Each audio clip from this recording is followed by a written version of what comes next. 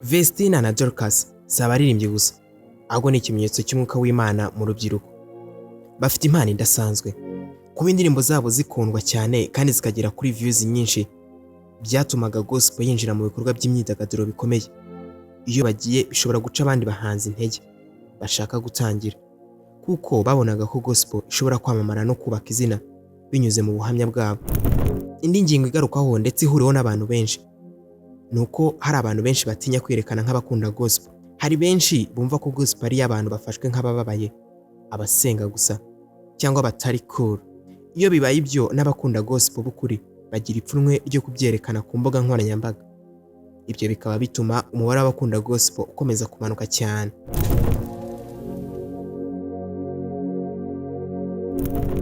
Ese byagenda gute tutari kubona Vestine na Dorcas mu muziki nyarwanda? Ibi nta bantu benshi bajya babitekerezaho, ariko nyamara nk'abantu bazima tuba tugomba kwicara tugasesengura ku mpande zose.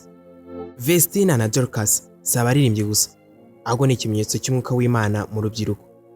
Bafite impano idasanzwe ndetse n'amagambo yuzuyemo ihumure, bicisha bugufi ndetse no gukoresha injyana ibasha kugera kuri benshi, haba abakuru ndetse n'abato.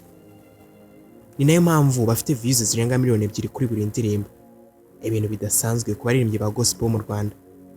None waba uri kwibaza ikintu cyabaho mu gihe Vestine na Dorcas bataba bari kugaragara mu muziki nyarwanda? Ikintu cya mbere, habaho icyuho gikomeye.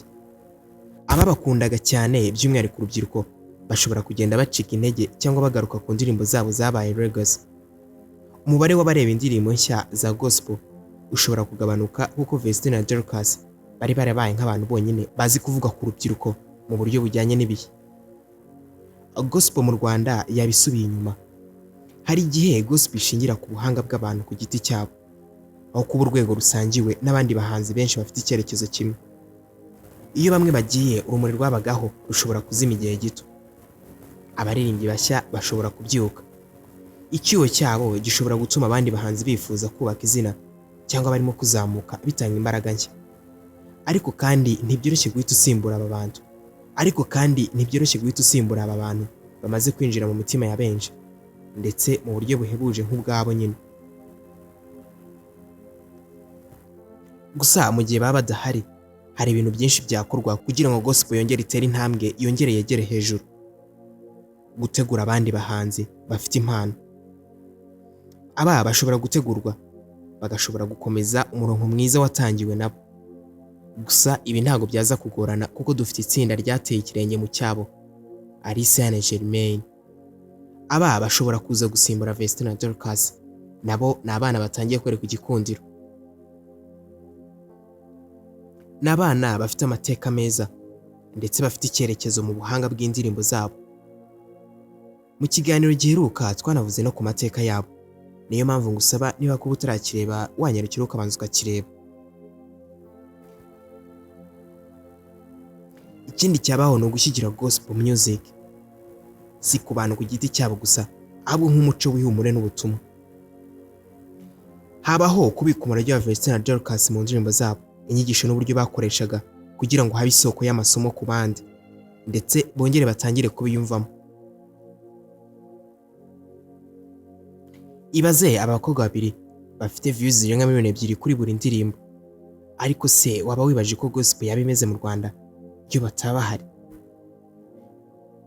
Tekereza nawe kubona tudafite Vestine na Dorcas baturirimbira nahawe ijambo, Isaha, Yebo, Emmanuel, yewe ndetse n'izindi nyinshi cyane bitewe n'izo wikundiye.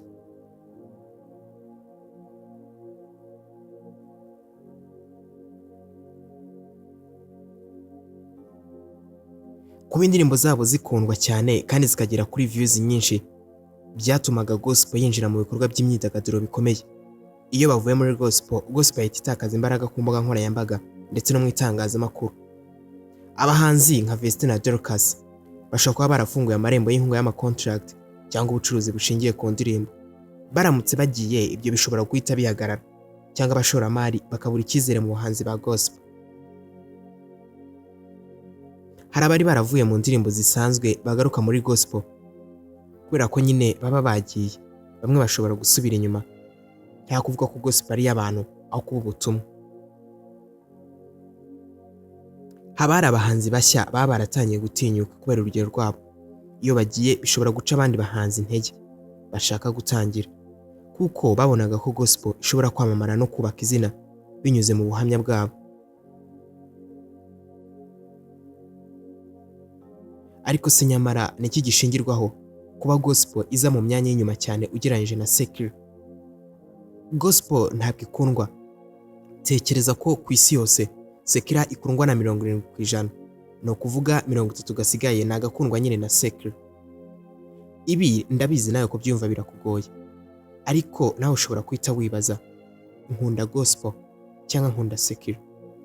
Nubwo hakozwe iryo gereranywa, hari benshi badakunda kutangaza ko bakunda gospel kugira ngo batagaragara nabi mu bandi. Ariko se niki cyishe inyuma y'ibi byose? Niki cyishe inyuma secular cyangwa gospel? Ni ukubera iki se gospel idafite amajwi angana n'aya secular? Akenshi secular zikundwa cyane n'abantu benshi, haba urubyiruko, kuko zikoreshwa mu birori ndetse n'utubyiniro na za club ndetse n'ibitaramo n'ibindi. Nyamara gospel yo zikundwa cyane n'abantu bakunda iby'Imana mu nsengero ndetse no mu biganiro by'ihumure. Dore impamvu nyamukuru zituma indirimbo za gospel zidashyigirwa cyane. Ku mwanya wa mbere ni ibintu bishimisha, entertaining value. Ibi ni bike cyane. Abantu benshi cyane urubyiruko bashaka indirimbo zibabyinisha ndetse zibasetsa cyangwa se zibaha energy. Ariko nyamara gospel ikunze kubituje, yibanda ku butumwa bwo kwihana, gusenga ndetse no gukiranuka, ibintu benshi badakunda guhita bumva umunsi ku wundi. Abahanzi ba gospel bamwe baracyakoresha beats zisanzwe zirimo udushya cyangwa zikaba zidafite quality ya production iri hejuru. Secular music ikoresha trap, afrobeat, amapiano ndetse n'ibindi bigiye bigezweho bikurura abantu. Gospel icurangwa gake cyane ku rubyiniro, haba ku maradiyo asanzwe ndetse n'amateleviziyo. Ahantu benshi basigaye bumvira umuziki, gospel bihariho gakeya cyangwa ntiyumvikananemo. Nko kuri TikTok cyangwa za Reels, abahanzi benshi ba gospel ni bake, kandi ndetse na koneri zabo usanga zitajyanye n'igihe. Indi ngingo igarukaho ndetse ihuriweho n'abantu benshi, nuko hari abantu benshi batinya kwerekana nk'abakunda gospel. Hari benshi bumva ko gospel ari abantu bafashwe nk'abababaye, abasenga gusa cyangwa batari cool. Iyo bibaye ibyo, n'abakunda gospel b'ukuri bagira ipfunwe ryo kubyerekana ku mbuga nkoranyambaga. Ibyo bikaba bituma umubare w'abakunda gospel ukomeza kumanuka cyane. Abahanzi ba gospel nta bushobozi buhagije bafite bwo kwamamaza. Benshi nta mafaranga bafite yo gukora promotion za YouTube, gushyira ku maradiyo cyangwa gukora high quality music video. Ibi bituma batamenyekana cyangwa indirimbo zabo ngo zigume mu nsengero gusa.